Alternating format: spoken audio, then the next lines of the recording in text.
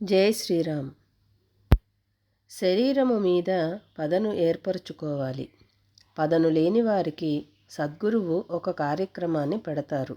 ఎందుకంటే శరీరంలోని రాక్షసులు చచ్చిపోవాలి. మనకు తెలిసినవి కూడా ఆచరించము. ఆహార నియమాల్ని పాటించము. చేయవలసిన పని ఉన్నప్పుడు అసౌకర్యాలతో, సుఖ దుఃఖాలతో, లాభ నష్టాలతో సంబంధం లేదు. సద్గురువులు శరీరంలో చేరి దేహాన్ని వంచుతారు. అందుకే మనము ఉదయాన్నే లేవాలి.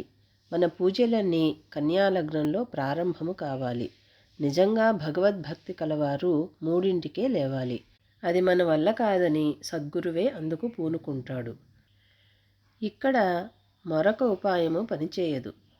ఇక్కడ రాక్షసులతో పోరాడి కొంతమందిని చంపివేస్తే కాస్త మెత్తబడతారు.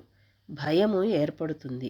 ఆజ్ఞాపించిన కార్యానికి విరోధము లేకుండా అనేక పనులు చేయగలవాడే ఏ పని చేయడానికైనా సమర్థుడవుతాడు. స్వల్ప కార్యమైనప్పటికీ ఒక్క కారణంతో సాధించడము సాధ్యము కాదు. కార్య సాధనకు వివిధ ఉపాయాలు తెలుసుకున్నవాడే కార్యాన్ని సాధించగలడు. నేను రావణాసురుడి బలబలాలను ఇక్కడే నిశ్చయించాలి. యుద్ధములో రాక్షసులకు వానరులకు ఉండే తారతమ్యం తెలుసుకోవాలి. ఇట్లా అన్ని విషయాలు తెలుసుకుని పోయేటట్లయితే సుగ్రీవాజ్ఞను చక్కగా నెరవేర్చినట్లు అవుతాను. ఇప్పుడు నాకు రాక్షసులకు సహించనలవి కాని యుద్ధము జరిగితేనే వారి బలము నా బలము బయటపడుతుంది.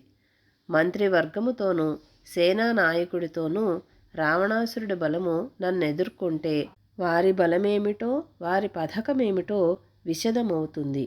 అప్పుడు నా దారిన నేను పోవచ్చును. జై శ్రీరామ్.